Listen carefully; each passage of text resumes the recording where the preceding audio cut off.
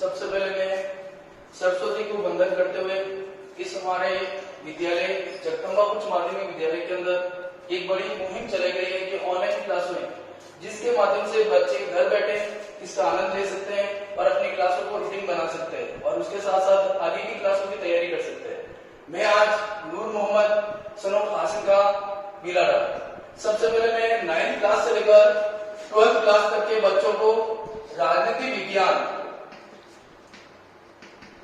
का भाग द्वितीय में संसद टॉपिक अध्ययन करवाना चाहता हूं, जिसके अंदर हमारे देश के अंदर सरकार को चलाने के लिए उसके 3 भाग मुख्य माने जाते हैं, जिसमें पहला है कार्यपालिका, दूसरा है व्यवस्थापिका और तीसरा है न्यायपालिका। इन तीनों में से कार्यपालिका में तो बैठते हैं प्रधानमंत्री प्लस उसका मंत्रिमंडल और राष्ट्रपति, और व्यवस्थापिका में बैठती है संसद, और न्यायपालिका के अंदर सबसे ऊपर तो है सर्वोच्च न्यायालय और उसके जस्ट अधीन है उच्च न्यायालय, और उसके बाद हमारे देश के अंदर जो न्याय प्रणाली का त्रिस्तंभ बनाया गया उसको संचालन किया गया। तो उसमें से मैं आपका सबसे सेकंड भाग लेना चाहता हूं संसद। तो सबसे पहले हमारे देश के अंदर संसद का ऐतिहासिक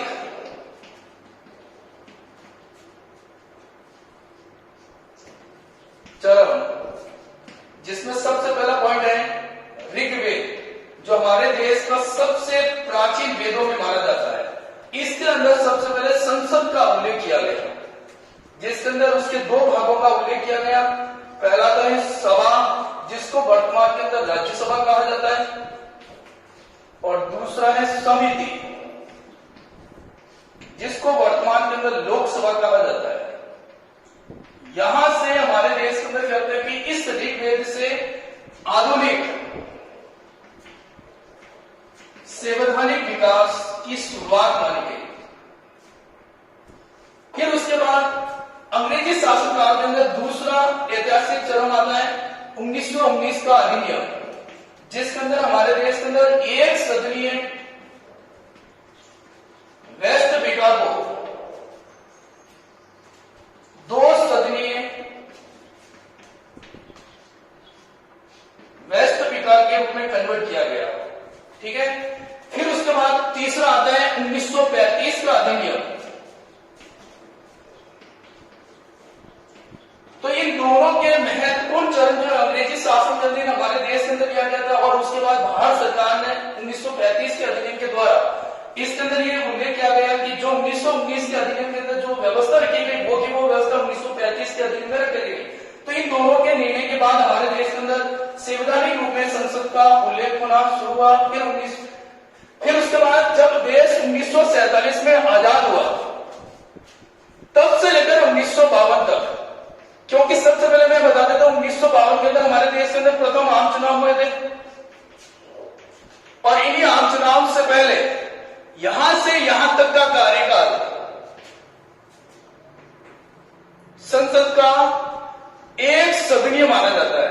अर्थात कि 1952 तक जब तक हमारे देश के अंदर चुनाव नहीं हुए तब तक पूरे संसद एक ही सदन के रूप में कार्य करती थी, और इसी के कारण कहते हैं कि इस सदन को अंतरिम सदन कहा जाता है। और अंतिम सदन मैंने आपको पहले भी कई बार बता चुका हूं कि अंतिम सरकार उसे कहते हैं कि जब हमारे देश के अंदर संवैधानिक रूप का कोई विकास नहीं होता है, तब उस कार्यभार को चलाने के लिए हमारे देश के अंदर एक सरकार या संसद बनी गई थी, और वो तब तक कार्य करेगी जब तक हमारे देश का संवैधानिक ढांचा बनकर तैयार नहीं हो जाए। तो उस सरकार या सदन को हम कहते हैं अंतरिम। ठीक उसी प्रकार इसी तरह हमारे देश के अंदर एक अंतिम सरकार बनी गई थी, जिसके अंदर देश का प्रतिनिधित्व किया था पंडित जवाहरलाल नेहरू ने पहली बार, और उसी के कारण हमारे देश के अंदर जो भी व्यक्ति हुए इस सरकार के सदस्य के रूप में, उन सबको हम प्रथम के रूप में, प्रथम प्रधानमंत्री, तो इसमें आता पंडित जवाहरलाल नेहरू, प्रथम शिक्षा मंत्री अब्दुल कलाम, तो ये हमारे देश के अंदर प्रथम व्यक्ति माने जाते हैं। ठीक है।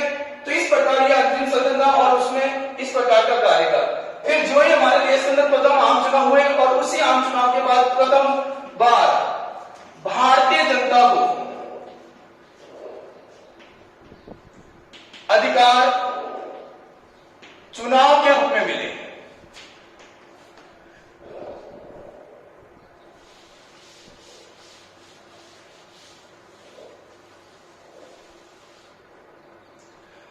समय के अंदर हमारे देश के अंदर कहते हैं कि पहली बार भारतीय जनता ने अपने मतदान का प्रयोग किया, और उस समय मूल संविधान के द्वारा, और मूल संविधान का सबसे पहले मैं आपको अर्थ बता देता हूं कि मूल संविधान उससे कहते हैं कि जिस समय संविधान बनकर तैयार हुआ था,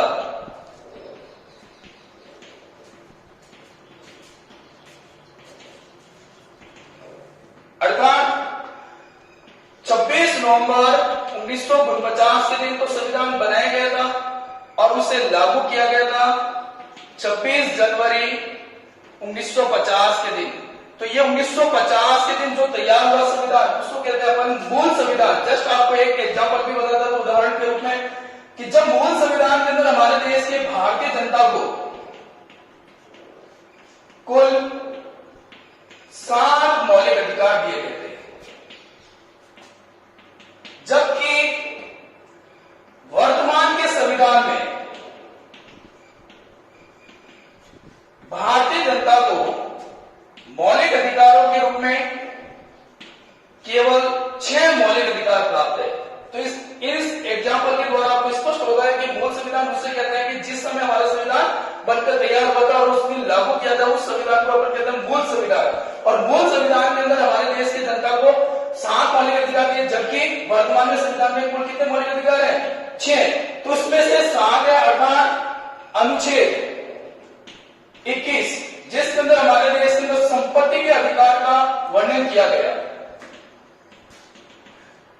और इसे वर्तमान में 44वें संवैधानिक संशोधन के द्वारा हटाकर इस संपत्ति के अधिकार को अनुच्छेद 300 को जोड़कर कानूनी अधिकार के अंतर्गत रखा गया। अर्थात कि जो भी भारतीय नागरिक है अपनी संपत्ति का ब्यौरा कानूनी रूप से हमारी सरकार के सामने स्पष्ट करेगा। जस्ट एग्जांपल कि आज आपके पास बचत खाता है तो उसके अंदर आप मिनिमम 5 लाख रुपए आप अपने खाते के अंदर फिक्स डिपॉजिट या सेविंग अकाउंट के अंदर रख सकते हैं। तो इससे जस्ट बाकी अवधि यदि आपके खाते के अंदर है तो आपको इनकम टैक्स भरना पड़ता है। तो ये इस प्रकार का अधिकार कौन सा अधिकार कहलाता है?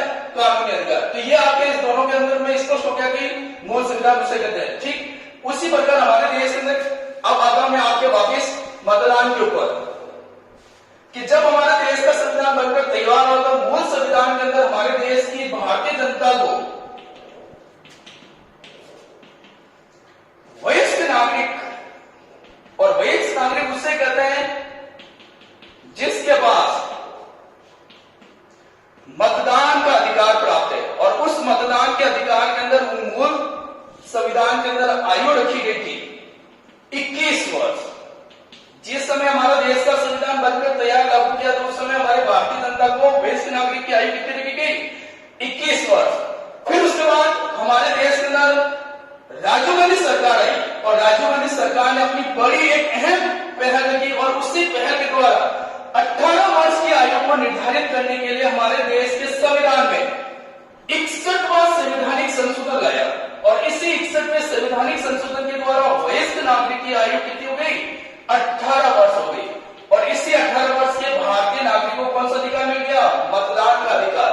तो ये हमारे देश के अंदर जब पहली बार भारतीय जनता को आम चुनाव के द्वारा अधिकार हुआ तो उसी अधिकार के अंदर उस समय आयु कितनी थी? 21 वर्ष थी, जबकि वर्तमान में कितनी हो गई? 18। ठीक है, तो ये तो था हमारे देश के अंदर।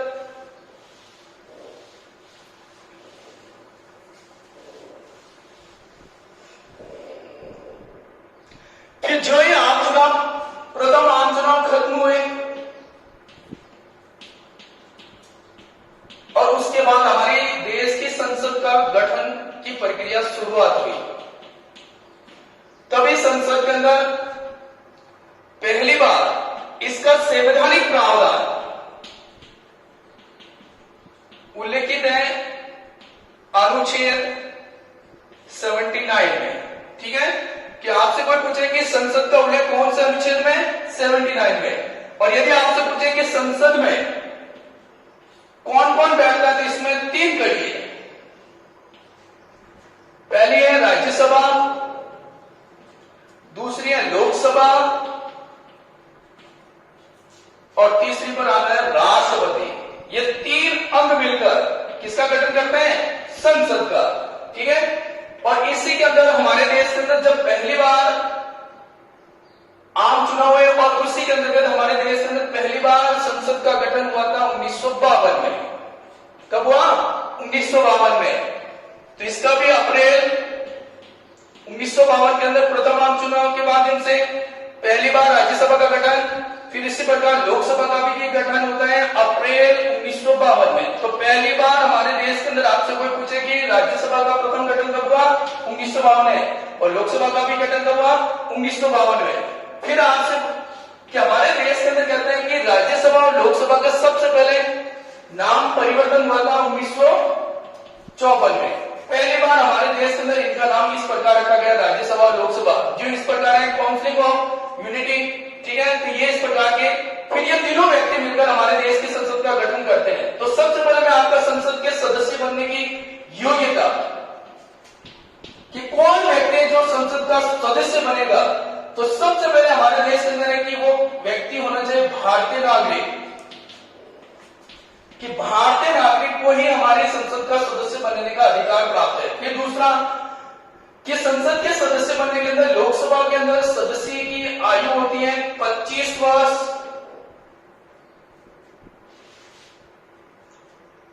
और इसी के अंदर है यदि वो राज्यसभा का सदस्य बनता है तो उसके अंदर रहती है 30 वर्ष।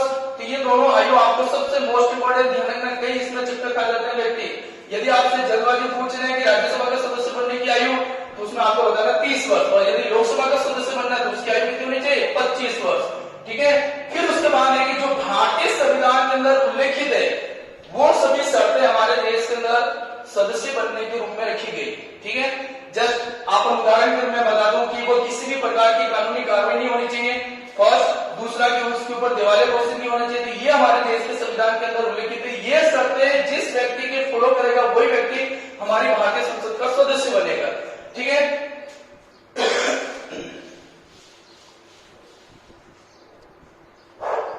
फिर सदस्य योग्यता होगी फर्स्ट पॉइंट। फिर उसके बाद दूसरा है कार्यकाल।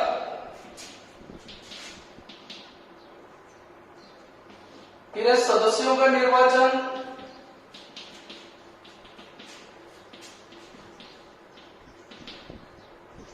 फिर है चौथा शपथ,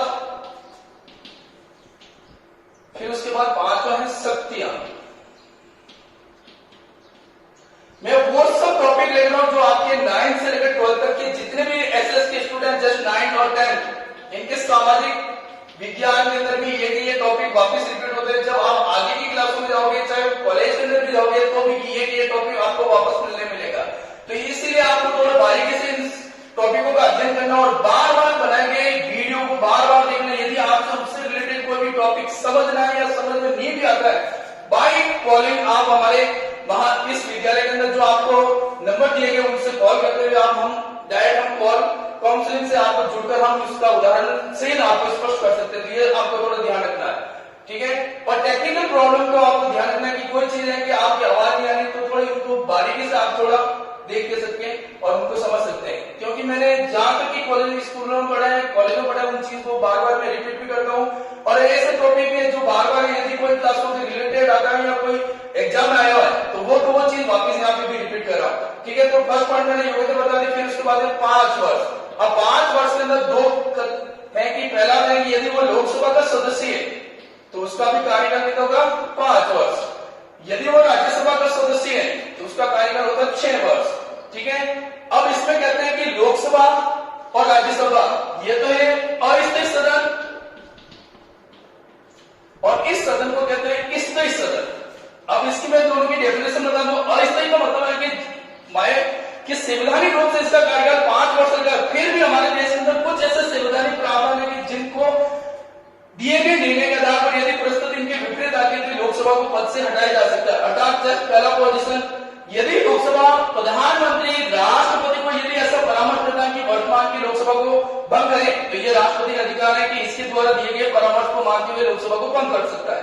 ठीक है, दूसरा, यदि राष्ट्रीय आपातकाल है हमारे देश के अंदर तो उस राष्ट्रीय आपातकाल के अंदर यदि लोकसभा का इस प्रकार का निर्णय यदि राष्ट्रपति लेता है तो लोकसभा को भंग किया जा सकता है। फिर इसके बाद तीसरा, चौथा कि यदि वर्तमान की लोकसभा संवैधानिक रूप में शक्तियों का दुरुपयोग करती है तो हमारे देश के अंदर इस प्रकार के लोकसभा को भंग कर सकते हैं। जबकि ये संबंधित प्रावधान इसके ऊपर लागू नहीं, क्योंकि इसे स्थायी सदन इसीलिए बनाया गया कि इसके सब सदस्य 6 वर्ष के बाद ही अपने कार्यकाल से विमुक्त होते हैं। इससे पहले उन्होंने कभी नहीं हटाया जा सकता है। बस एक संवैधानिक प्रावधान है कि 1/3 सदस्य प्रति 2 वर्ष के बाद अपने कार्यकाल को पूर्ण करते हैं। वो भी कार्यकाल कितने वर्ष का? 6 वर्ष का। और रोटेशन चक्र के आधार पर हर व्यक्ति को इस प्रकार का निर्णय लेने का अधिकार प्राप्त होता है।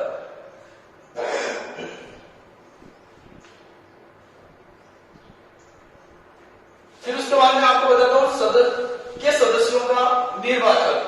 तो सदन के सदस्यों का निर्वाचन करने का अधिकार है, अर्थात कि लोकसभा के सदस्यों का निर्वाचन किया जाता है प्रत्यक्ष प्रणाली के द्वारा। और प्रत्यक्ष प्रणाली उससे कहते हैं कि जिसमें डायरेक्टली जनता अपने मत का प्रयोग करती है, तो उस प्रणाली को अपन कहते हैं प्रत्यक्ष। और राज्यसभा के सदस्यों का निर्वाचन है अप्रत्यक्ष। और अप्रत्यक्ष का मतलब है कि जिसमें जनता नहीं बल्कि जनता के द्वारा चुने हुए प्रतिनिधि अपने मत का प्रयोग करते हैं, तो इस प्रणाली को अपन कहते हैं अप्रत्यक्ष। तो ये हमारे देश के अंदर संसद के सदस्यों के निर्वाचन के लिए 2 प्रकार की प्रणाली। फिर उसी के साथ राज्यसभा के सदस्यों के अप्रत्यक्ष के साथ एकल सदनमणि और आनुपातिक प्रतिनिधित्व प्रणाली का भी प्रयोग होता है। और ये दोनों मिलकर हमारे देश के अंदर संसद के सदस्य अर्थात कि राज्यसभा के सदस्यों का निर्वाचन करने का अधिकार प्राप्त होता है। ठीक है, तो ये हमारे देश में संसदीय के सदस्यों का निर्वाचन।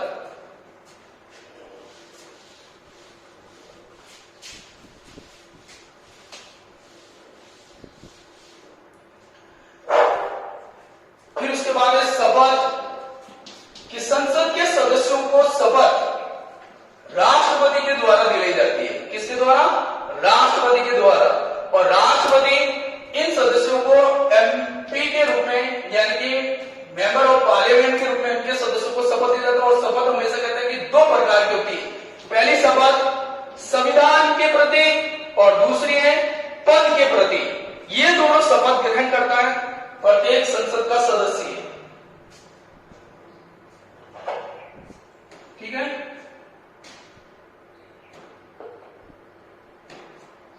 फिर आगे तो ये हो गया संसद के सदस्यों का शपथ। कार्यकाल हो गया, मैंने योग्यता बता दी, शपथ बता दी। फिर उसके बाद है निर्योग्यता। निर्योग्यता का मतलब है कि कौन सा व्यक्ति संसद का सदस्य नहीं बनेगा।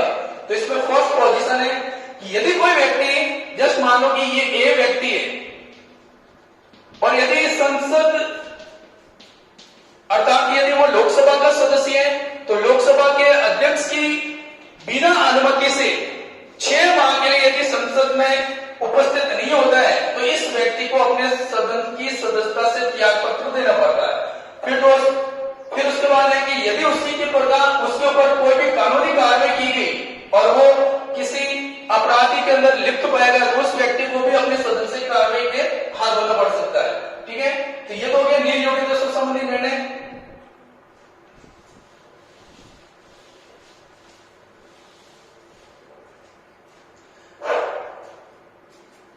फिर उसके बाद है अध्यक्ष और उपाध्यक्ष। ये संसद के अर्थात संसद में लोकसभा और राज्यसभा दोनों सदनों के संचालन करने के लिए एक प्रमुख की नियुक्ति की जाती है, जिसमें अपन मान रहे हैं कि लोकसभा का सदस्य है तो उसके लिए अध्यक्ष की नियुक्ति हमेशा सदन के सदस्यों में से ही, अर्थात यदि लोकसभा को कोई सदस्य बनाना है, अध्यक्ष बनाना है, तो वो अपने सदस्यों में से ही एक अध्यक्ष और एक उपाध्यक्ष की नियुक्ति करता है। तो सबसे पहले फिर उसके बाद है राज्यसभा। तो राज्यसभा का एक संवैधानिक प्रावधान है कि हमारे देश के अंदर कि राज्यसभा का यदि सभापति है तो हमेशा उपराष्ट्रपति रहेगा। ये ध्यान रखना, कई बार अक्सर ये कंपटीशन में पूछा गया कि वो कौन सा व्यक्ति जो सदन का सदस्य नहीं है फिर भी उसके सदन की सदस्यता करता है, तो उसका आंसर आएगा आपका उपराष्ट्रपति। ठीक है, तो ये हो गया अध्यक्ष और उपाध्यक्ष के रूप में। अब देखो मैं आपकी संसद की शक्तियां।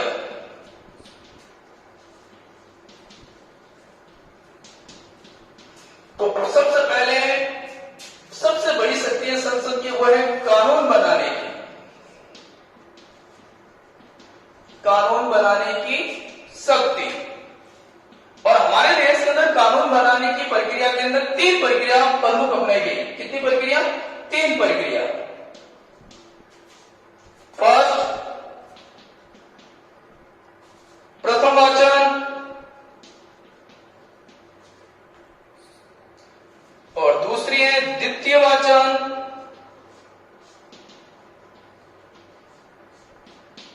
और तीसरी है तृतीय वाचन। प्रथम वाचन के अंदर हमेशा विधायक का प्रस्तुतिकरण होता है,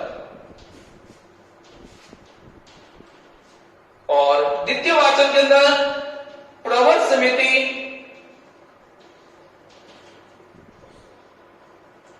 विधेयक की जांच पड़ताल का कार्य करती है, और तृतीय वाचन के अंदर संसद के दोनों सदन में, लोकसभा और राज्यसभा के सामने वो विधेयक रखा जाता है, और जो कानूनी रूप से उसके ऊपर जो प्रक्रिया है, जस्ट मैं आपको पहले वापस बता देता हूं कि बाई चांस की ये व्यक्ति है जो लोकसभा का सदस्य है, और सदस्य होने के नाते आपने सबसे पहले लोकसभा में उस प्रस्ताव को लेकर था कि हमारे देश के अंदर इस प्रकार के कानून की अति आवश्यकता है, तो इस कानून को लाने के लिए सबसे पहले अपने सदन में लेके जाता है, और उसके समर्थन के अंदर 1/4 सदस्य उसकी सहमति देते हैं। फिर सहमति के बाद वो हो गया उस सदन से प्रस्ताव पारित, फिर जाता है संसद में, फिर संसद में जाने के बाद कि उस प्रस्ताव को लाया गया वो सदन में, तो सदन में लाने के बाद जब हमारे देश के अंदर इस प्रकार का विधेयक लाया जाएगा, तो उस विधेयक की क्या आवश्यकता पड़ेगी, और यदि लागू किया जाएगा तो वो हमारे देश की संस्कृति के विरुद्ध नहीं होगा,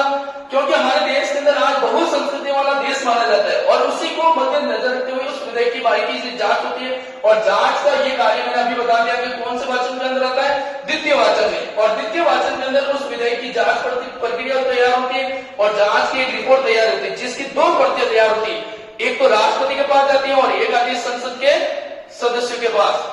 ठीक है, तो उस प्रतिक्रिया की रिपोर्ट तैयार होने के बाद यदि लगता है कि वो हमारे देश के अंदर लायक है, तब प्रवर समिति उसकी जांच रिपोर्ट की रिपोर्ट तैयार करती है, और ये रिपोर्ट वापस जाती है द्वितीय वाचन के रूप में, जो कहा जाती है संसद में, और संसद के अंदर जस्ट मान लो कि वो विधेयक है अपन धन विधेयक के रूप में।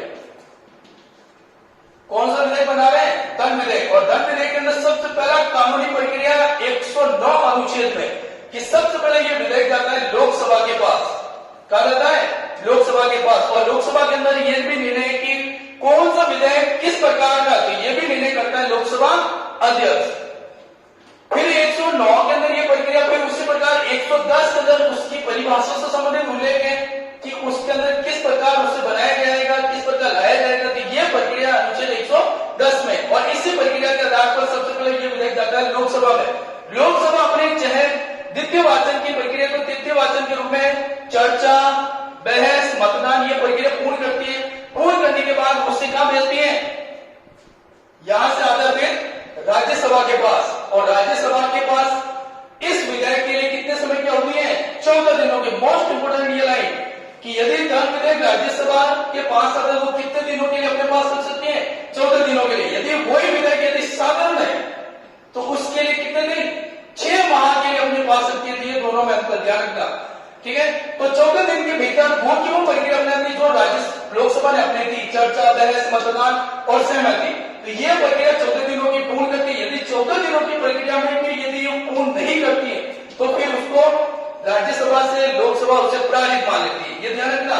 इस समय के अंतराल में यदि राज्यसभा यदि उस विधेयक के संबंध में अपना कोई डिसीजन नहीं देती है तो ऑटोमेटिकली लोकसभा राज्यसभा की सहमति मान लेती है, ठीक है। तो ये 14 दिनों के अंतराल में फिर ये प्रक्रिया पूर्ण होने के बाद आते हैं अनुच्छेद 111। ये हमारे देश के अंदर कोई भी विधेयक को कानूनी दर्जा देने का अनुच्छेद है, अर्थात इस प्रक्रिया के अंतर्गत विधेयक के ऊपर राष्ट्रपति के क्या होता है? हस्ताक्षर, और देश का वो क्या बन जाता है? कानून।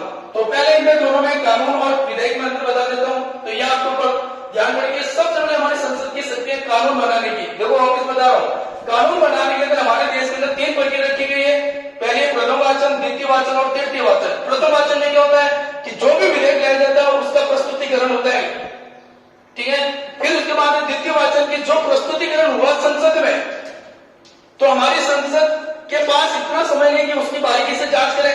तो ये सदन अपने कार्य को और अधिक बारीकी से बनाने के लिए हमारे देश की संसद को यह अधिकार है कि वो समितियों का गठन करे, जिसमें सबसे प्रमुख समिति है प्रवर समिति, जिसमें 30 तो लोकसभा से और 30 राज्यसभा से निर्वाचित होते हैं। इसी प्रकार और भी समिति है, जस्ट लोक लेखा समिति, ये हमारे देश के अंदर दूसरी समिति, जिसके अंदर 15+7 ये 22 सदस्य, अर्थात 15 है लोकसभा से, 7 है राज्यसभा से। फिर उसी प्रकार है लोकसभा के बाद लोक लेखा के बाद एक और समिति बताता हूं मैं आपको, प्राक्कलन समिति। प्राक्कलन समिति जिसके अंदर 30 के 30 लोकसभा से निर्वाचित होते हैं। तो ये कुछ ऐसी समितियां बनाई गई जो हमारे देश के अंदर संसद की अपनी अहम भूमिका निभाती है और उनके अंदर उसके कार्य के अंदर योगदान देती है। तो इसी प्रकार जो विधेयक लाए गए वो विधेयक जब हमारे देश के लिए आवश्यकता पर बारीकी से जांच करना और आवश्यकता पर निगरानी करने के लिए हमारे देश में प्रवर समिति बनेगी। और प्रवर समिति में मैंने बता दिया कि कुल कितने सदस्य होते हैं, 60 सदस्य, जिसमें से 30 तो लोकसभा से और 30 राज्यसभा से। तो ये 60 सदस्य मिलकर उस विधेयक की बारीकी से जांच करती है और जांच की एक रिपोर्ट तैयार करती है और वो रिपोर्ट 2 प्रतियों में बांटा जाता है, एक तो लोकसभा के अध्यक्ष के पास भेजा जाता है और एक जाके राष्ट्रपति के पास। तो ये प्रक्रिया जो ही खत्म होने